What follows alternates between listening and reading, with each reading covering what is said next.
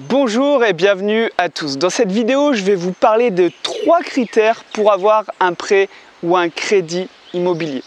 Ce qu'on entend souvent quand on veut emprunter dans l'immobilier, c'est qu'il ne faut pas être endetté à plus de 33%. Sauf que ce n'est pas totalement vrai. Par exemple, dans mon cas, je suis à pratiquement 50% d'endettement.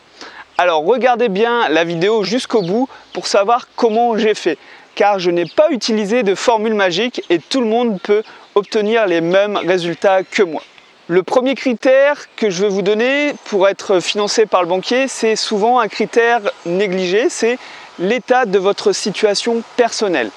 La situation personnelle, c'est par exemple vos revenus, tout simplement. Combien vous gagnez tous les mois, mais pas uniquement. La fréquence et la stabilité de vos revenus est également très importante.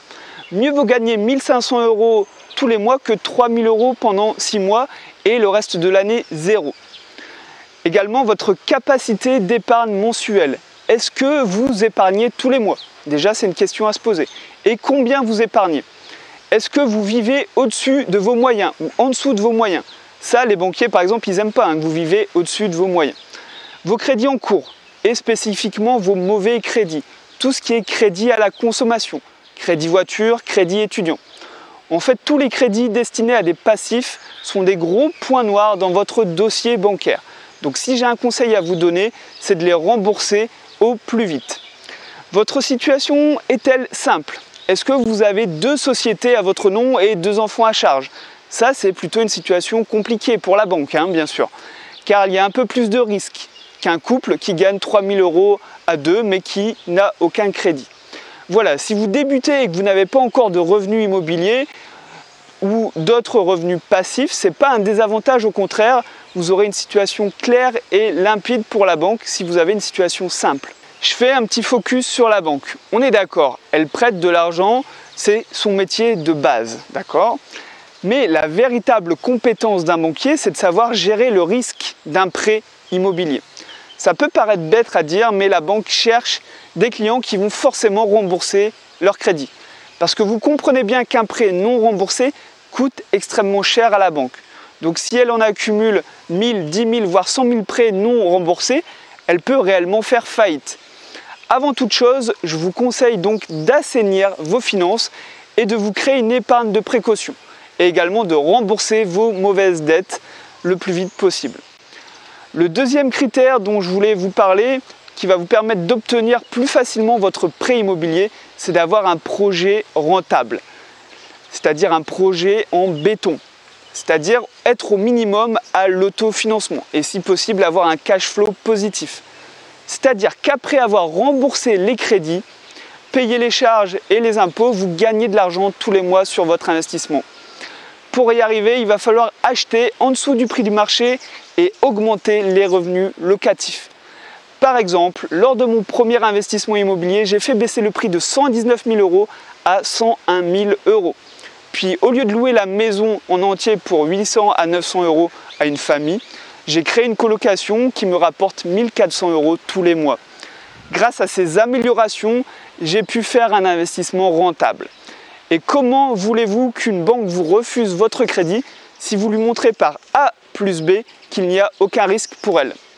Ensuite, il faut quand même faire une belle présentation de votre projet au banquier. Il va falloir lui fournir toute votre étude de rentabilité, ainsi que des estimations de loyers espérés réalisées par des agences pour prouver vos chiffres. Vous pouvez également présenter les offres locatives des concurrents, toujours pour montrer que vous aussi vous allez pouvoir louer à ce prix-là. Demandez également une estimation du bien immobilier par une agence. Si vous avez acheté 100 000 € quelque chose qui en vaut 120 000, c'est déjà un risque en moins pour la banque. Pourquoi? Parce qu'elle saura que dans le pire des cas, c'est-à-dire si vous ne remboursez pas, elle récupérera un bien immobilier qui remboursera entièrement le crédit. D'accord?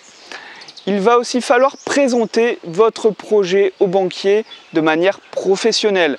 Donc n'hésitez pas à vous entraîner avant d'aller voir une banque, en simulant un entretien avec un ami par exemple.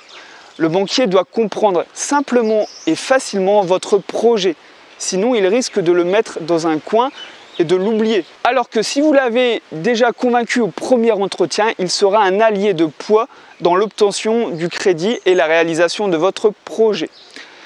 J'arrive au troisième critère pour obtenir son prêt immobilier. Vous avez beau avoir une bonne situation personnelle et un bon projet d'investissement, vous avez besoin d'un financement par la banque, on est d'accord. La banque, elle est une entreprise, c'est une entreprise, elle doit gagner de l'argent, elle doit faire des bénéfices. Il faut en avoir conscience car c'est un effet de levier à utiliser quand vous souhaiterez emprunter. C'est-à-dire qu'il va falloir être donnant-donnant avec la banque, créer un partenariat en fait. Elle vous accorde le prêt et vous, par exemple, vous prenez leur assurance habitation et auto. Vous ouvrez également une assurance vie, pourquoi pas. Et entre nous, vous mettez le minimum, 500 ou 1000 euros, car leur assurance vie, elle est nulle. Mais ça, on s'en fiche, c'est juste pour faire plaisir aux banquiers. Vous pouvez aussi domicilier vos revenus dans cette banque. Vous prenez une carte bleue, vous ouvrez un livret A, etc., etc. Vous l'avez compris, ça sera pratiquement n'importe quoi qui peut aider le banquier à réaliser ses objectifs. Tout ça dans le but de créer cette relation de partenariat avec votre banque et surtout d'obtenir votre crédit, le plus important. Surtout ne tombez pas dans le piège de vouloir négocier 0,1, 0,2% du taux immobilier parce que vous avez vu sur internet qu'on pouvait avoir mieux. Votre objectif numéro 1 quand vous allez voir le banquier est d'obtenir le financement. Parce que sans financement, pas de projet immobilier. Voilà, je vous ai partagé 3 conseils pour obtenir un prêt immobilier. Bien évidemment, il y a plein d'autres choses à savoir. Investir sans apport dans l'immobilier, c'est l'objet de ma formation la plus complète dans l'immobilier. Donc forcément, il manque des infos dans cette courte vidéo. Dans tous les cas, donnez-moi votre avis dans les commentaires et partagez cette vidéo à vos amis qui veulent eux aussi obtenir un prêt immobilier. Et si vous voulez en apprendre toujours plus sur l'investissement immobilier, je vous invite à vous abonner à ma chaîne YouTube. Moi, je vous souhaite de très bons investissements à tous et je vous dis à la prochaine.